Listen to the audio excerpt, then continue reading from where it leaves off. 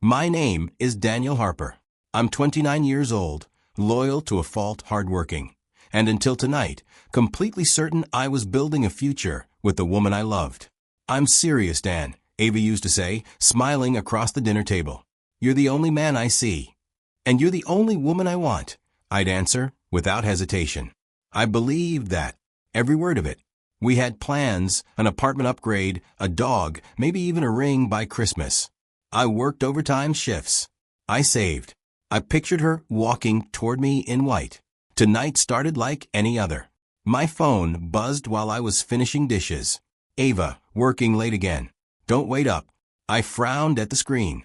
She'd said the same thing 3 times this week. I typed back, "You okay?" 3 dots appeared. Yeah. Big client project. Love you. I stared at those 2 words. Love you too, I replied. But something twisted in my stomach. I tried to shake off. Don't be paranoid, I muttered to myself. She's ambitious. That's one of the reasons you love her. Still, the silence in our apartment felt heavier than usual. I grabbed my keys. If she's working late, I said under my breath, she could use coffee. The drive downtown felt longer than usual. I rehearsed what I'd say when I walked in. Thought you might need a caffeine rescue. She'd laugh. You're ridiculous, Daniel. I know, I'd say, kissing her forehead. That's how it was supposed to go. When I pulled into her office parking lot, my hands tightened on the steering wheel. Her car wasn't there. I blinked. Maybe she parked on the street, I whispered. I circled the block once, then twice. No silver Honda. My chest started to pound. Okay, I breathed. Don't jump to conclusions. I checked the time. 9:47 p.m. Her office lights were off. I stepped out of my car and walked to the building entrance anyway. Locked. Dark. This doesn't make sense, I said aloud. I pulled out my phone. How's it going? I texted. No response. Across the street, laughter spilled onto the sidewalk. A downtown bar, warm lights glowing through wide windows. I don't know why I looked. Maybe instinct. Maybe fate. And then I saw her. Ava. Her hair down, not in the messy bun she wore to work. Her hand resting on a man's chest. Smiling in a way I hadn't seen in weeks. No, I whispered. The man leaned closer. She laughed, soft, intimate. He brushed a strand of hair from her face. My heart slammed against my ribs. What are you doing? I breathed.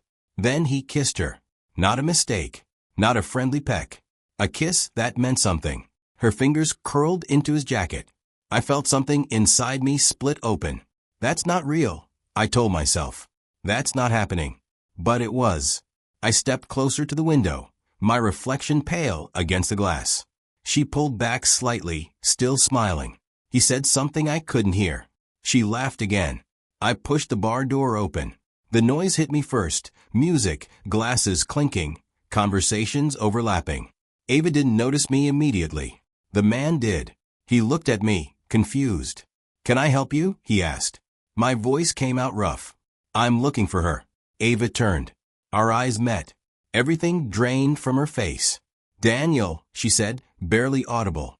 I swallowed. You said you were working late. She stood abruptly. I can explain. Explain what? I asked. The office, with no car? Or this? The man looked between us. Ava, who is this? I let out a hollow laugh.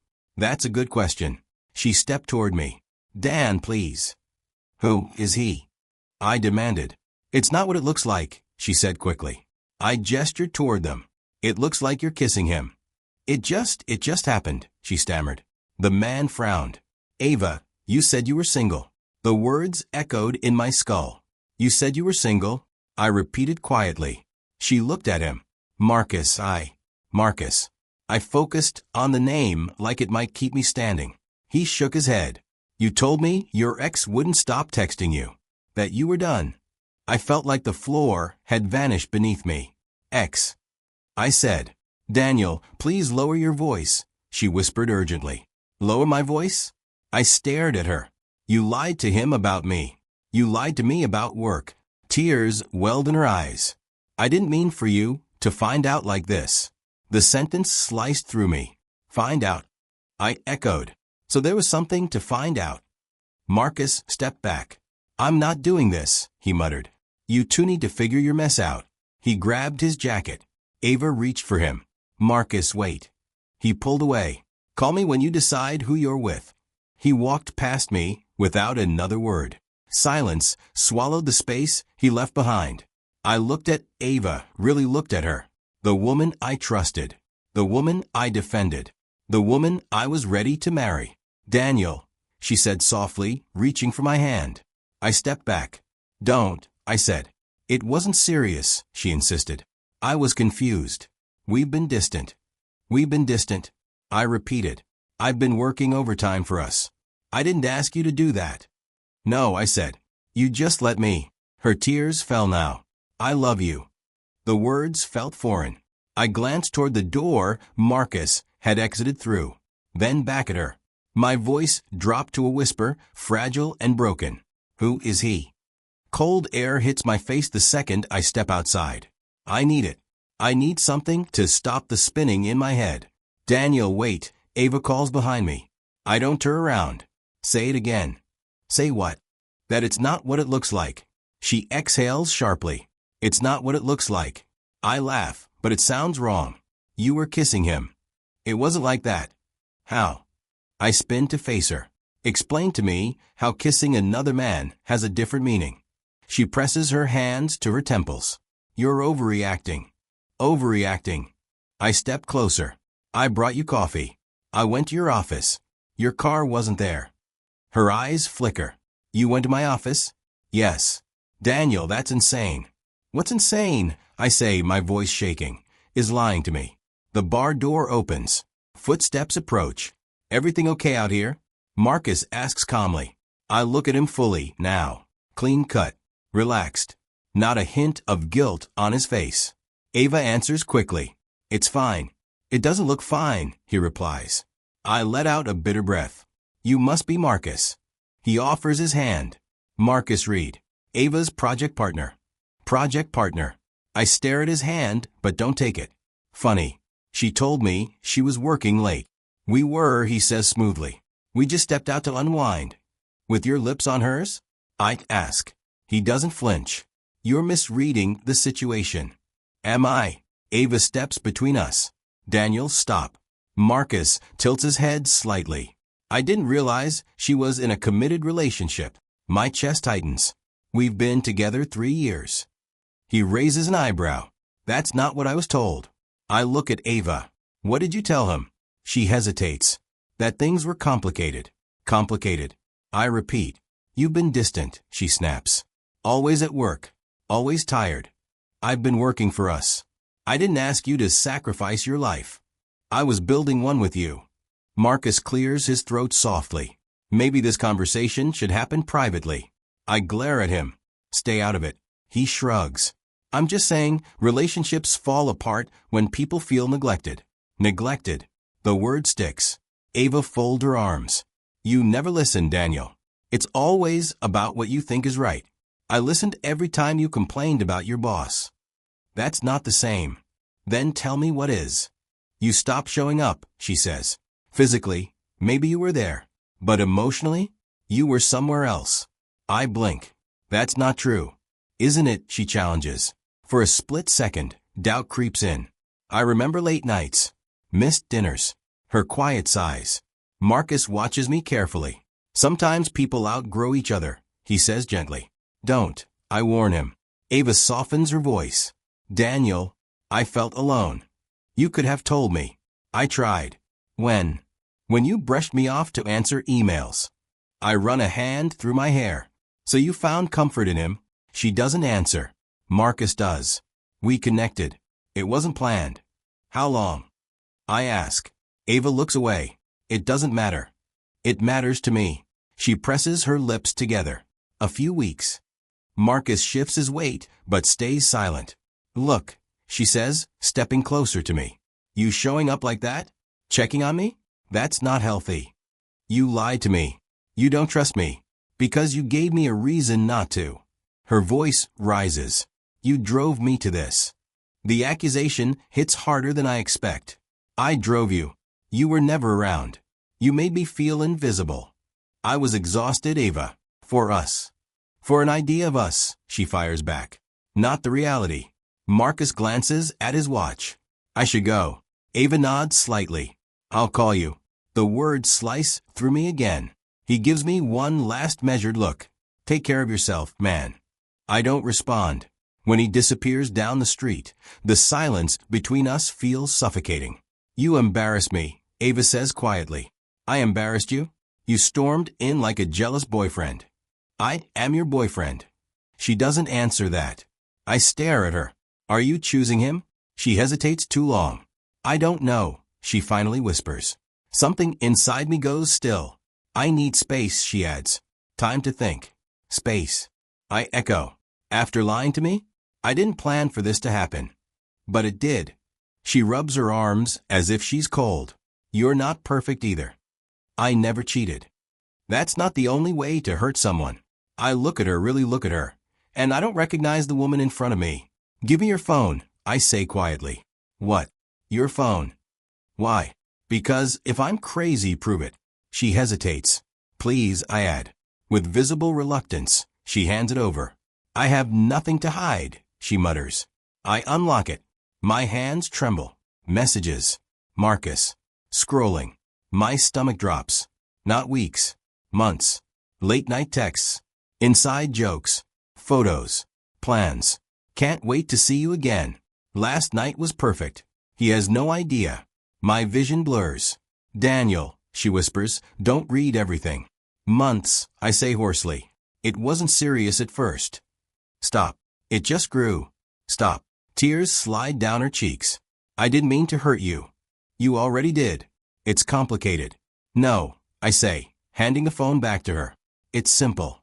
She looks at me like she's waiting for me to break. But I don't yell. I don't beg. I just feel empty. You want to know the truth? I say quietly. She swallows. I was never your problem. I hold her gaze, steady despite the ache tearing through me. You were. I can't stay there, I tell Ethan as I toss another duffel bag into the trunk of my car. He leans against the curb, arms crossed. Then don't. It's not that simple. It actually is, he says bluntly. She cheated. You leave. I shut the trunk harder than necessary. 3 years, Ethan. Yeah, he replies. 3 years she just threw away. I look up at the apartment balcony one last time. I thought we were solid. You were, he corrects. She wasn't. I don't argue. I'm too tired to. When we get to his place, he grabs one of my bags. You're taking the couch. Figures. You snore. I do not. You absolutely do. For the first time in days, I almost smile. He drops the bag inside. You eat. Not really. Good. I ordered pizza anyway. I sit down heavily. I keep replaying it. Stop. I can't. He sits across from me. Did she apologize? I shake my head. She said she needed space. He lets out a dry laugh. Space to post selfies with the new guy. My stomach tightens. What? He grabs his phone and turns it toward me. Ava. Smiling. Marcus beside her. His hand on her waist. Caption, New Beginnings. My chest burns. That was fast. She's not hiding it, Ethan says. Which tells you everything. I stare at the screen. We just ended. She ended it a while ago, man. You just found out late. I lean back, staring at the ceiling. Was I that bad? Ethan's expression hardens. Don't start. She said I was distant. You were working. She said I was controlling. He sits forward. Controlling how? I don't know. Checking in. Caring. That's not controlling. I rub my face. Maybe I missed something. Or maybe she needed drama. I don't answer. Later that night, my phone buzzes. Unknown number. I almost ignore it, but something tells me not to. Daniel, it's Lily. I sit up straighter. Ava's older sister. Can we talk? I glance at Ethan. It's Lily. He raises an eyebrow. Answer. I type back, yeah. My phone rings immediately. Hi, I answer cautiously. Hi, Lily says softly. I'm sorry to call like this. It's fine. There's a pause. I saw the post. Yeah, me too. I thought you deserved to know some things. My grip tightens on the phone. Like what? She's been telling people you were emotionally distant. My throat goes dry. People. Mutual friends. Some family. I closed my eyes. What exactly did she say? That you were controlling. That you isolated her. The words feel like another betrayal layered on top of the first. I never did that. I know, Lily says quickly. That's why I'm calling. I swallow. Why is she saying it? She needs a narrative where she isn't the villain. That's convenient. Lily sighs. Daniel, this isn't the first time she's done something like this. I sit up. What do you mean? She gets restless when things feel stable. Stable. She equates calm with boring. I let out a hollow laugh. So loyalty is boring now. I'm not defending her, Lily says. I've seen this pattern. With other guys? Yes. And she told me I was different. She probably believed that at the time. That doesn't make it better. I know. Silence stretches between us. I'm sorry, Lily adds. You didn't deserve this. My voice cracks despite myself. I loved her. I know you did. And now everyone thinks I was some controlling boyfriend. I don't, Lily says firmly. And the people who really know you won't either. I nod even though she can't see me. Thanks for telling me. I just thought you should hear the truth from someone. I appreciate it. After we hang up, I sit there staring at nothing. Ethan watches me carefully. What did she say? That Ava's been rewriting history. He shakes his head. Of course she has. She said Ava chases excitement. And you offered peace, he replies. I thought peace was enough. It is, he says. For the right person. I stand and walk to the window. The city lights blur slightly. I feel stupid, I admit. You're not stupid. I ignored signs. You trusted her. That trust made me blind. He stands beside me. Don't let her make you question who you are. I nod slowly. Later, alone on the couch, I open my phone. Our photos fill the screen. Vacations. Birthdays. Lazy Sundays. I press delete. Are you sure you want to remove these items? My thumb hovers. Yes, I whisper. One by one, they disappear. The screen empties. But when I close my eyes, the memories don't. They stay. I need you in my office, Daniel. Mr. Whitmore's voice comes through my desk phone sharp and formal. I'll be right there, I reply, already bracing myself. When I step into his office, he doesn't smile. Close the door. I do. He folds his hands. Your numbers dropped this week. I've been handling the Jensen account and I'm aware of your assignments, he interrupts. I'm asking why your focus seems off. I hesitate. Personal matters. He studies me. Personal matters don't excuse performance. I understand. He leans back. Do you know who sat in this chair yesterday? No. Marcus Reed. The name lands like a punch. Why? I ask carefully. He's been sitting in on investor meetings. Investor meetings. And I push. And he mentioned concerns about team leadership and project stability. I stare at him. Concerns about me? He didn't name you directly, Mr. Whitmore says. But the implication was clear. My jaw tightens. He's not even part of this department. He's the son of Charles Reed. I go still. Charles Reed. Our biggest investor. I swallow. I didn't know that. You didn't. Whitmore asks. No. He sighs. Daniel, I value your work. But politics matter. So because he's connected, my performance is suddenly in question. I'm saying perception matters. Perception. I nod slowly. Understood. When I step out of the office, my hands are shaking. I pull out my phone and call Ethan. Tell me you're sitting down, I say. I'm at my desk. What happened? Marcus Reed is Charles Reed's son. There's a pause. You're kidding. I wish I was. And Ava knew. I'm starting to think she did. You think she just accidentally fell for the investor's son? I exhale slowly. She's been posting pictures at corporate events. Smiling like she belongs there. Status, Ethan mutters. Not just passion, I say quietly. Opportunity. That's cold. She chose him strategically. Are you sure? She always talked about wanting more. Bigger circles. Bigger life. And you weren't enough? The question cuts deeper than I expect. I thought I was. You are, Ethan says firmly. I stare at my computer screen. What if Marcus has been influencing things behind the scenes? You think he's targeting you? He mentioned team instability. That's not subtle. I rub my temples. I feel like I'm being pushed out. Don't let him. I'm exhausted, Ethan. Then rest. Don't surrender. I end the call and sit there, staring at the company portal. An internal announcement catches my eye. Leadership Development Program, Executive Track. My stomach tightens. Marcus mentioned this program months ago at a company mixer. I'm applying, he'd said confidently. Fast track to upper management. Ava had squeezed his arm. Of course you are. I remember standing there, holding my drink, feeling oddly out of place. Now the application link blinks on my screen. I lean back in my chair. Part of me wants to walk into Whitmore's office and resign. I don't need this, I whisper to myself. But another voice pushes back. You don't quit because someone tried to corner you. My phone buzzes. A message from Ava. Can we talk? I stare at it for a long moment. Then I call her. She answers on the second ring. Daniel. Did you know who Marcus's father was? Silence. That's not fair, she says carefully. Answer me. Yes. The word burns. You knew. It wasn't why. Don't lie again. She exhales sharply. It opened doors, okay? There it is. You don't understand the pressure I feel. I understand ambition. You were comfortable. I was building something real. I want more than comfortable. And I wasn't enough. It's not about enough, she insists. It's about growth. With him. With opportunity. So you traded loyalty for leverage. That's harsh. Is it wrong? She doesn't respond. You knew this could affect my career, I continue. I didn't think it would. But it is. That's not my fault. I laugh bitterly. Nothing ever is, right?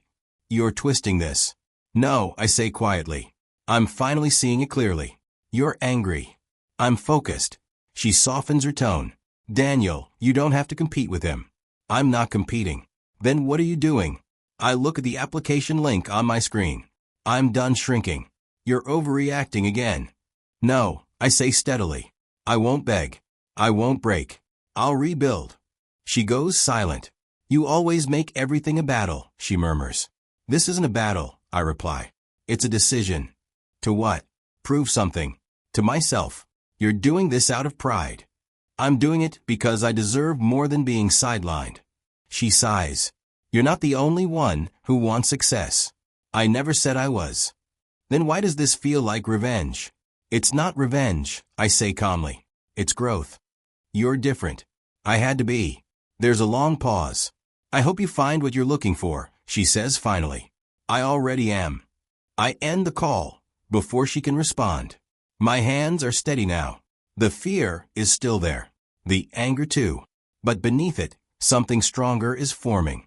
Resolve. I open the Leadership Development Program application. Name, Daniel Harper. Current position, Senior Analyst. Why do you want to apply? I type slowly. Because I refuse to be overlooked. I attach my performance reports. I hit submit. The confirmation email appears seconds later. For the first time in weeks, I feel something close to control. Marcus may have influence. Ava may have chosen status. But I choose myself. And this time, I'm not walking away. Tell me why you stayed. Dr. Naomi Bennett's voice is calm, steady, almost surgical. I shift in the chair. Because I loved her. That's not what I asked, she replies gently. Tell me why you ignored the signs. I look at the bookshelf behind her instead of at her. What signs? You mentioned feeling uneasy months before you found out. I exhale. She started guarding her phone, picking fights, comparing me to other men. And you told yourself that relationships go through phases. She nods slowly. What else? That if I worked harder, she'd feel secure. Dr. Bennett leans forward slightly. Love should not feel like walking on glass. The sentence sits heavy in my chest. I felt like I was constantly adjusting, I admit. Monitoring my tone, my schedule, my reactions. Why? Because I didn't want to lose her. And in trying not to lose her, she asks softly, what did you lose? I swallow. Myself. Silence stretches, but it's not uncomfortable. You equated stability with safety, she says. She equated it with boredom. That's what her sister said. And what do you believe? I think for a moment. I believe I deserve someone who doesn't need chaos to feel alive. She smiles faintly. That's growth. After the session, I sit in my car staring at my reflection. You're not broken, I tell myself quietly. You were loyal. Later that evening, Ethan watches me lace up my running shoes. Who are you, he jokes. And what did you do with my depressed best friend? Shut up. You've gone to the gym 4 times this week. I have energy to burn. Good. Burn it lifting, not texting her. I'm not texting her. He grins. Proud of you. The gym becomes routine. Weights, sweat, focus, pain that makes sense. One afternoon, I pull out my old sketchbook. Ethan raises an eyebrow. I haven't seen that in years. I used to love designing buildings, I say, flipping through blank pages. What stopped you?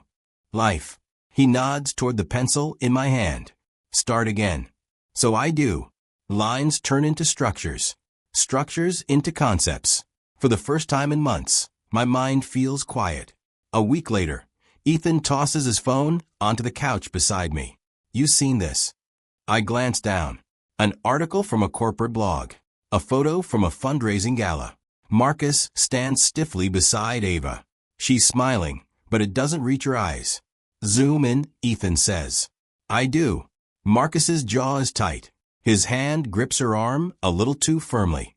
Caption says he argued with a board member. Ethan adds, Guy's got a temper. I set the phone down. Not my problem. Doesn't mean it doesn't feel weird. It does, I admit. Rumors trickle through the office. He snapped at an assistant. He stormed out of a meeting. Investor's son syndrome. I keep my head down. I focus on my work, on my application process, on therapy.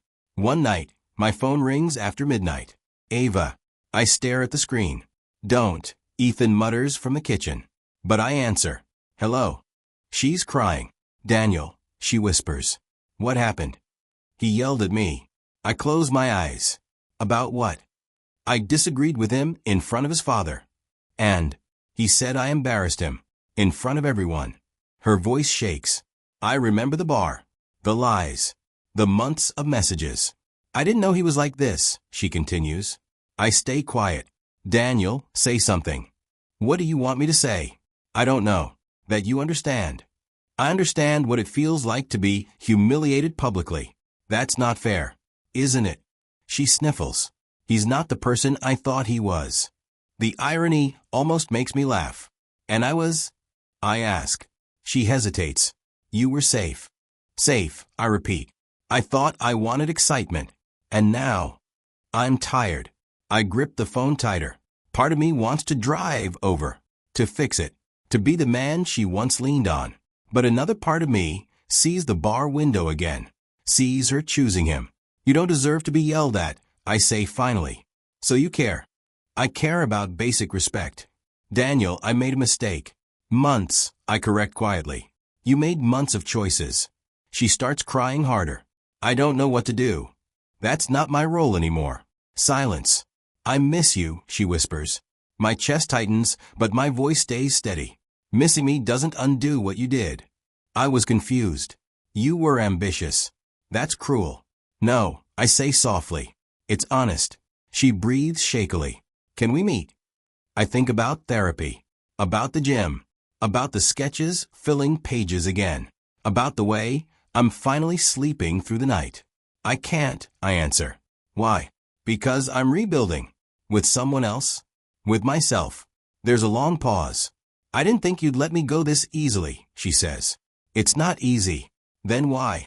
Because love shouldn't feel like walking on glass. She goes quiet. Good night, Ava. I say. Daniel. I end the call. I don't say goodbye. I set the phone down and sit in the silence. It hurts. But it also feels like strength. She's not okay. Lily's voice is low when I answer her call. What happened? I ask, already bracing myself. He checks her phone, she says. All the time. I lean back in my chair. You're sure? I saw it. He grabbed it out of her hand during dinner. I close my eyes briefly. That sounds familiar. He doesn't like her going out without him. He questions who she's texting. He's intense. Controlling, I say. Yes. I let the silence stretch between us. I thought you should know, Lily adds. Why? Because she looks exhausted. I swallow. She made her choice. I know, Lily says softly. But sometimes people don't realize what they're choosing. She realized enough. She says he gets angry when she disagrees with him. That's not my problem. No, Lily agrees. It isn't. After we hang up, I sit there staring at my computer screen. A month ago, that information would have wrecked me. Now it just settles quietly in my chest. Later that week, I overhear two coworkers whispering near the break room. He snapped at her in the parking lot. Seriously? Yeah. Told her. She embarrassed him again. I don't stop walking. Karma doesn't need my help. That afternoon, Mr. Whitmore calls a department meeting. Marcus sits near the front, relaxed, confident as ever. I take a seat across the room. Whitmore clears his throat. Before we begin, I want to acknowledge exceptional performance this quarter. My pulse quickens. Daniel Harper exceeded every target, he continues. Client retention is up 12% under his management. I hear a few murmurs of approval. Additionally, Whitmore adds, his leadership initiative proposal has been shortlisted for executive review. My chest tightens, not with anxiety, but pride. Impressive, someone mutters behind me. I glance toward Marcus. For the first time, his expression isn't polished. It's tight, calculating. Whitmore gestures toward me. Daniel, anything you'd like to add? I stand slowly. Just that consistency matters. Results speak for themselves. Marcus's jaw flexes. After the meeting, he approaches me. Congratulations, he says smoothly. Thank you. You've been busy. I have. He tilts his head slightly. Ambition looks good on you. I meet his gaze evenly. So does accountability. A flicker crosses his eyes. I hope you're not confusing recognition with permanence, he says quietly. I'm not confusing anything, I reply. I'm earning it. He studies me for a moment longer, then steps back. See you around, Daniel. You will. That evening, I'm reviewing sketches at my desk when I hear a knock. I look up. Ava stands in the doorway. For a second, my breath catches. What are you doing here? I ask. I needed to see you. This isn't appropriate. Please, she says softly. I step into the hallway and close the door behind me. You have 5 minutes. She looks thinner, tired. I made a mistake, she says immediately. I don't respond. Marcus isn't who I thought he was. I gathered that. He's possessive, suspicious. He doesn't trust me. The irony almost makes me smile. Was I a mistake too? I ask quietly. Her eyes fill with tears. No. You told people I was controlling. I was angry. You told him I was your ex. I didn't know how to explain us. So you erased me. That's not fair, isn't it? She wipes her cheeks. I thought I wanted excitement. And now, I feel trapped. I study her carefully. I warned you, I say. You judged me. No, I correct. I respected myself. She steps closer. Daniel, I miss what we had. You miss stability. I miss you. I shake my head slightly. You miss peace. Her voice cracks. Can we try again? The hallway feels too small suddenly. I went to therapy, I say. She blinks. What? I learned something. What? That love shouldn't feel like walking on glass. She flinches. With you, I continue. I was always adjusting. Always proving. I didn't ask you to. You didn't have to. She reaches for my hand. I was scared of being ordinary. And I wasn't flashy enough? That's not what I meant. It's what you chose. Her tears fall freely now. He's not kind. And I was? Yes. Then why wasn't that enough? She doesn't answer. I'm not your escape plan, I say firmly. I'm not asking you to rescue me. Then what are you asking? She hesitates. Another chance. I let out a slow breath. You chose the storm, I tell her quietly. I chose peace. Her shoulders shake. I didn't know peace could be powerful, she whispers. It is, I say. It just doesn't shout. She looks at me like she's seeing me for the first time. I'm sorry, she says. I believe you. Hope flickers in her eyes. But I'm not coming back. The hope dies. You've changed, she says weakly. I had to. Do you still love me? The question lingers between us. I love who I was when I thought we were honest, I reply. But I love who I'm becoming more. She covers her mouth to stifle a sob. I never meant to hurt you. I know, I say. But you did. She nods slowly. Take care of yourself, Ava. Daniel. I turn before she can finish. This time, when I walk down the hallway, my steps feel steady. I don't slow. I don't hesitate. And I don't look back. Have you seen the news? Ethan barges into the living room holding his phone. I just woke up, I mumble. You're going to want coffee for this. I sit up. What happened? Marcus mishandled the Davenport acquisition. My pulse sharpens. How bad? Very. He tosses the phone to me. Headline: Investor's son faces scrutiny after deal collapse. I scroll. Leaked emails. Public argument with his senior partner. Missed compliance details. He rushed it, Ethan says. Overpromised. Underdelivered. I set the phone down slowly. He always thought confidence could replace competence. Turns out it can't. At work, the tension is thick. Whispers trail through hallways. In the afternoon, Mr. Whitmore calls another meeting. I want to clarify, he says carefully, that our strategic decisions remain independent. Independent. We appreciate investor support, he continues, but operational leadership will remain merit-based. I catch the meaning instantly. After the meeting, I step into his office. You're distancing the company, I say. He nods once. Stability matters. And Marcus. He'll be stepping back from direct involvement. Voluntarily. Whitmore gives me a look.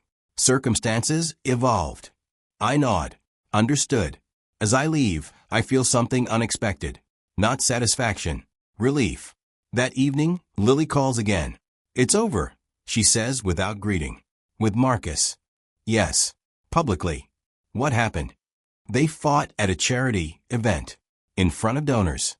I close my eyes briefly. Of course they did. She tried to leave last week, Lily adds. He wouldn't let her. My jaw tightens. Wouldn't let her? He kept showing up. Calling nonstop. That's not healthy. I know. And now, she moved back to my place. I exhale slowly. I hope she's safe. She is. There's a pause. She asked about you, Lily says. I figured. She thinks you influenced the board somehow. I almost laugh. I didn't. I know. But Marcus thinks you sabotaged him. That's convenient. Be careful, Lily warns. I'm not afraid of him. Later that week, Marcus proves that point. I'm walking out of the parking garage when he steps in front of me. We need to talk, he says. I disagree. You've been undermining me. I've been working. Don't play innocent. I hold his gaze evenly. What exactly are you accusing me of? You think I didn't notice the timing? Your sudden recognition. My father stepping back. That was your doing. His eyes flash. You poisoned Whitmore against me. I didn't have to. You're smug. No, I reply calmly. I'm steady. He steps closer. You think you won? This isn't a game. You wanted revenge. I shake my head slightly. You did that yourself. The words hang between us. He searches my face for anger. There isn't any.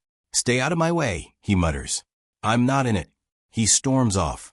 I stand there for a moment, realizing my hands aren't shaking. They're steady. That night, Ethan leans back on the couch, grinning. You didn't need revenge, he says. You just needed patience. Maybe. No maybe about it. You stayed focused. He's self-destructed. I didn't root for it. You didn't have to. I think about the past few months. The betrayal. The rebuilding.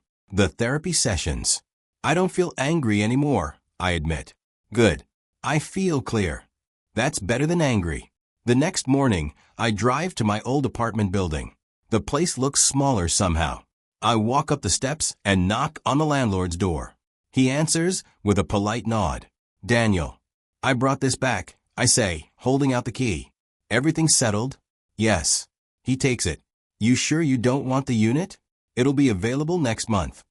I glance toward the balcony where I once stood imagining a future. I'm sure. As I walk back to my car, my phone buzzes. A text from Ava. I'm sorry for everything. I stare at it. Another message follows. I hope you're happy. I type slowly. I'm at peace.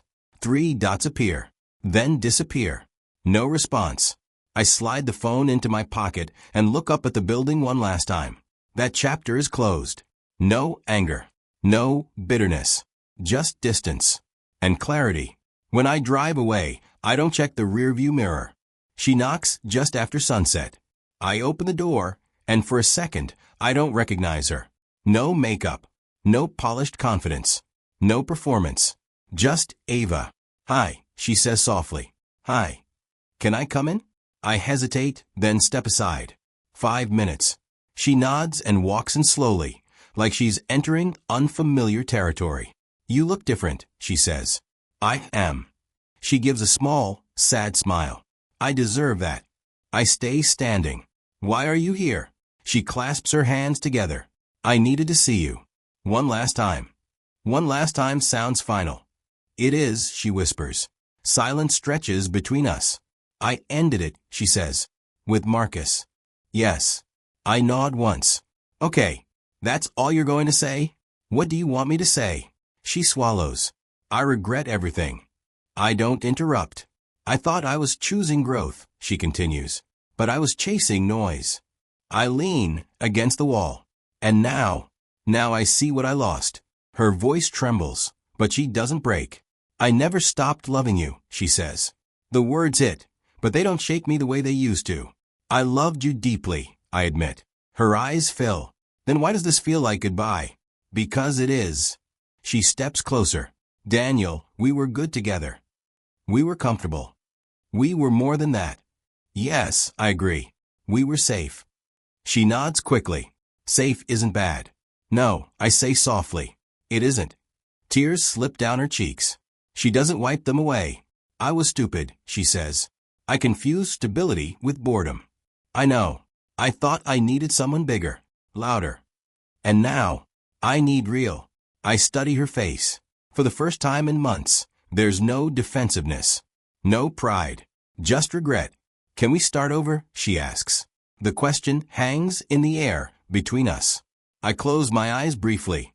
I see the bar window, the messages, the months of lies. I also see the dinners, the laughter, the quiet mornings. "I loved you," I say again. "I know. But love without trust is poison." Her shoulders sag like she's been expecting that answer. "I broke the trust," she whispers. "Yes. I can rebuild it." "Maybe," I admit.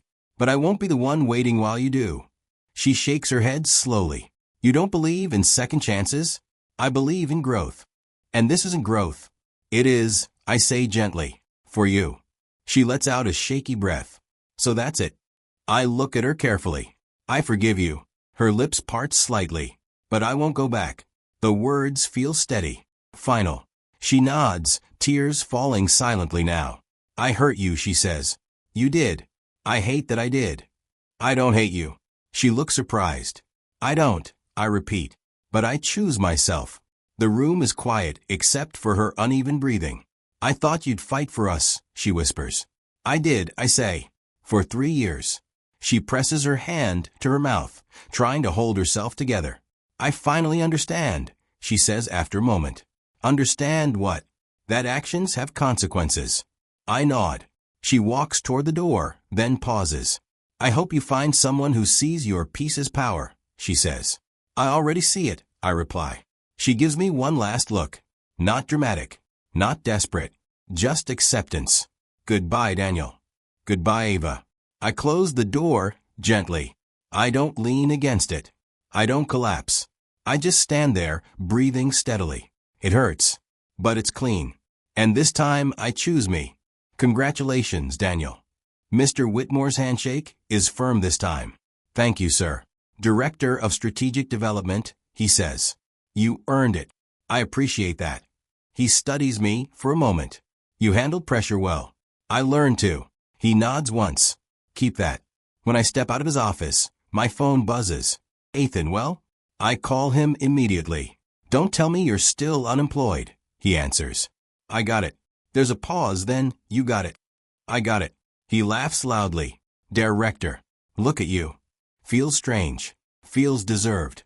I look out the office window at the skyline. It feels steady. "That's because you are." A month later, I unlock the door to my new apartment. Sunlight spills across hardwood floors. I step inside slowly. No ghosts, I murmur to myself. Just open space. Later that evening, there's another knock at the door. I open it to find Maya-chun standing there holding takeout bags. You still terrible at cooking? She asks with a grin. Still brutally honest? I reply. Always. We hug, easy, natural. Maya and I met freshman year of college. Study partners. Late night coffee debates. We lost touch when life got busy. Now she sets the food on my kitchen counter and looks around. This place suits you, she says. How? Calm. Bright. Intentional. I smile slightly. I'm trying something new. Like what? Peace. She studies me carefully. You look different than the last time I saw you. Better or worse? Clearer. I lean against the counter. I thought losing her would destroy me. And it rebuilt me. Maya nods slowly. Breakdowns do that sometimes. I used to think being alone meant failure.